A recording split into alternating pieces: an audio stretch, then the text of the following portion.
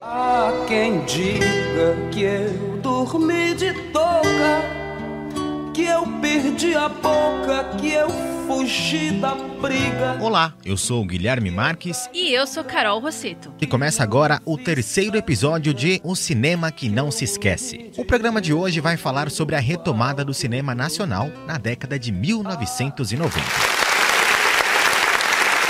No último programa, terminamos o episódio falando que o cinema no final da década de 1970 e 1980 perdeu todo o espaço para o videocassete. E você deve estar se perguntando agora, o que o videocassete tem a ver com a derrocada do cinema? E por que o cinema só voltou a veicular filmes nos anos 1990? Afasta de mim esse cálice, Pai, afasta de mim esse cálice, Pai. Na década de 1980, o Brasil mergulhou em uma crise muito grande, em todos os setores, incluindo o audiovisual, diminuindo drasticamente os recursos de financiamento e produção para as obras. O lançamento dos videocassetes e o surgimento das locadoras fizeram com que as pessoas parassem de ir ao cinema e assistir filmes hollywoodianos, no conforto de casa. A explosão de filmes eróticos e pornográficos brasileiros de qualidade duvidosa também não foi muito bem recebida pelo público. Com o fim da ditadura militar em 1985, pouco tempo depois, tivemos o primeiro presidente eleito democraticamente, Fernando Collor de Mello, e com isso, a extinção da Embrafilme. Para falar um pouco desse momento, convidamos novamente o cineasta, pesquisador e professor da História de Cinema da Academia Internacional de Cinema, Josafá Veloso. O cinema brasileiro já passou por uma série de ciclos, ele já passou por uma série de retomadas, porque já houveram várias interrupções, problemas econômicos. O cinema brasileiro reflete a montanha-russa que é a economia brasileira, que é quão irregular é o respeito que as instituições e o Estado brasileiro têm com a sua própria cultura audiovisual. Muitas mortes ao longo da história do século XX. E na era Collor, ele não só confiscou as poupanças dos brasileiros, ele também acabou com a chamada Embrafilme, que financiava e distribuía os filmes na década de 80. Quando o Caçador de Marajás é eleito presidente, ele vai acabar com todo o incentivo público para se fazer filmes. Que país no mundo vive sem apoio estatal para sua cinematografia? Nenhum. Como o cinema brasileiro pode resistir ao império de filmes norte-americanos? A única possibilidade é proteger a sua cultura, proteger o seu cinema.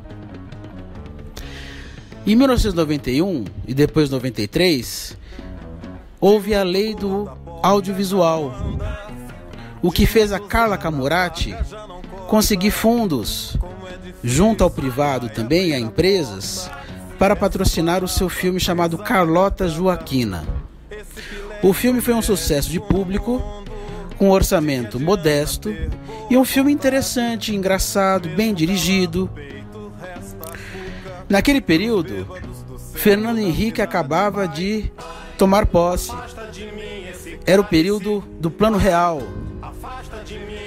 Nos dava aquele contexto uma certa estabilidade, ao mesmo tempo uma certa esperança de recomeçar a se fazer cinema no Brasil.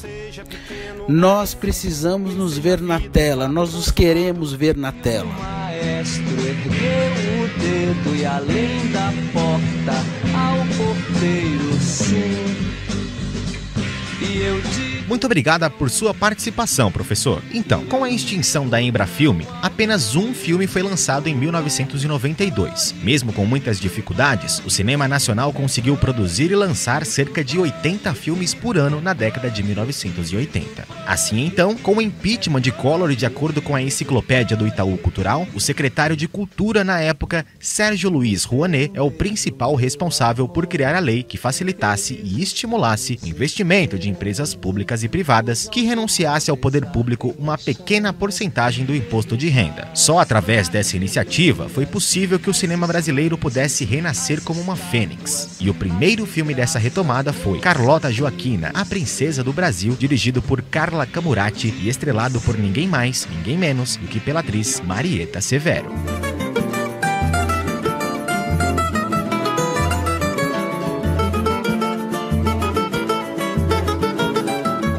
Carlota Joaquina foi lançado e teve uma propaganda modesta. Ainda assim, o filme, que conta a história da família real fugindo das tropas de Napoleão Bonaparte chegando ao Brasil, atraiu quase 2 milhões de telespectadores na época.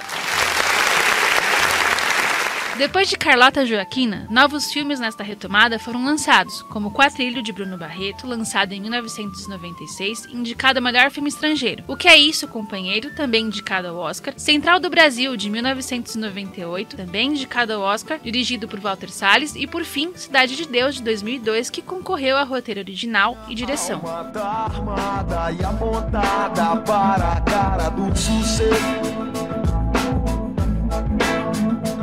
Cidade de Deus é considerado o último filme dessa retomada. Logo após, o cinema brasileiro se consolidou, sendo um sucesso de público e crítica, simbolizando uma boa estabilidade. Ainda assim, a retomada não é considerada um movimento. Foi a possibilidade de nossas histórias ressurgirem nas telas, possibilitando novos cineastas despontarem, investindo em qualidade técnica e divulgação. O último filme desse bom momento foi Bacurau, de Kleber Mendonça Filho, lançado em 2019, época do governo Jair Bolsonaro e a extinção do Ministério da Cultura na era Temer. Tudo parecia obscuro até surgir um fenômeno. Ainda Estou Aqui, de Walter Salles, de 2024. E é sobre ele que iremos falar no penúltimo episódio de Cinema que Não Se Esquece. Esperamos por você. Quem diga que eu dormi de touca, que eu perdi a boca, que eu fugi da briga. Lei de Política Nacional Aldir Blanc Pinab. Edital de premiação de pontos e pontões de cultura. Secretaria Municipal de Cultura de São Paulo, Ministério da Cultura e Governo Federal. Brasil, União e Reconstrução.